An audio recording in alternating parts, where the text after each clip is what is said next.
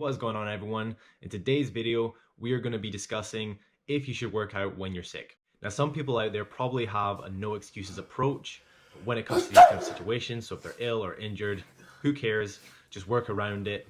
But this is probably not always the best idea if you're sick. Not sick. I don't get sick. Getting sick is for weaklings, it's for pansies.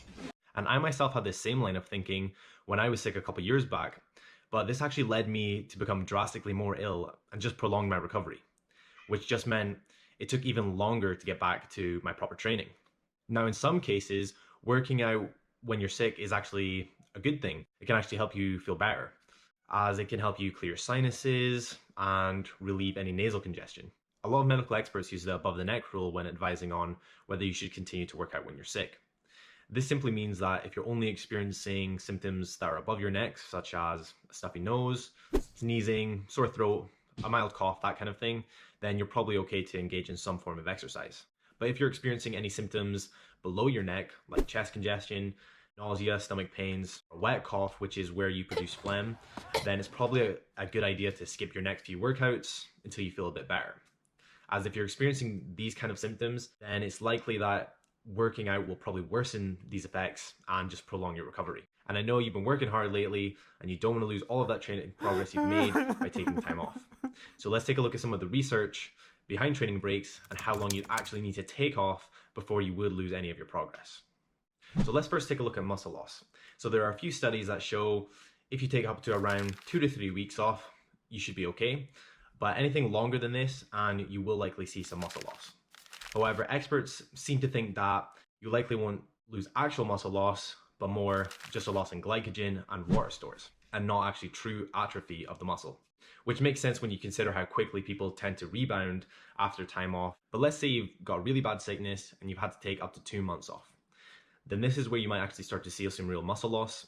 A few studies have shown that within this time period, you could lose a fairly significant amount of muscle. And one study, they had participants partake in an 8-week training program where they actually increased muscle size by 10%. But then in the following 2 months, they stopped training altogether and they lost about half of what they had gained for the previous 2 months. But it's important to note that the participants of this study were basically new trainees with very little gym experience. And it's likely that if you're more of an advanced trainee, you wouldn't see such a harsh drop off in muscle mass. And other things that will help you retain your muscle when taking time off is just eating well. Instead of French toast for breakfast, why not eat a bell pepper? When you crave something sugary, eat a bell pepper. So making sure you're getting plenty of protein in, plenty of fruit and veg, as well as making sure you're getting in enough calories. So if you're in a caloric deficit, for example, this is not going to be helpful if you then become sick. And especially won't be helpful to help you retain that muscle as well. So you'll probably want to bump up your calories to at least maintenance level, if not a little bit higher. And as well as just staying fairly active, so maybe doing some like light stretches or going for a light walk, anything like that is really good compared to just staying in bed all day. And you'd be surprised how much that can actually help, because when you're just lying in bed doing absolutely nothing, your muscles are not getting used in any way.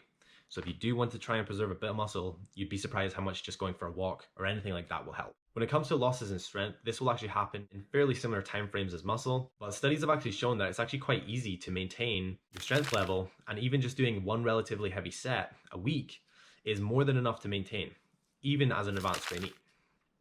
However, as strength is partially a skill, you could see some performance drop off when you do take some time off, and you might be a bit sluggish when you come back. Something that's a bit more complex kind of movement, so like Olympic lifting, for example, you'll probably be a bit rusty the first couple sessions you have when you get back into it.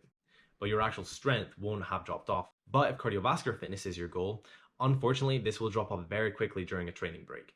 According to one 2012 study, it showed that endurance decreased in participants up to 25% after just 3 to 4 weeks. So unfortunately, cardio is much like if you don't use it, you lose it. But I hope that you find this video helpful the next time that you're sick or take a training break.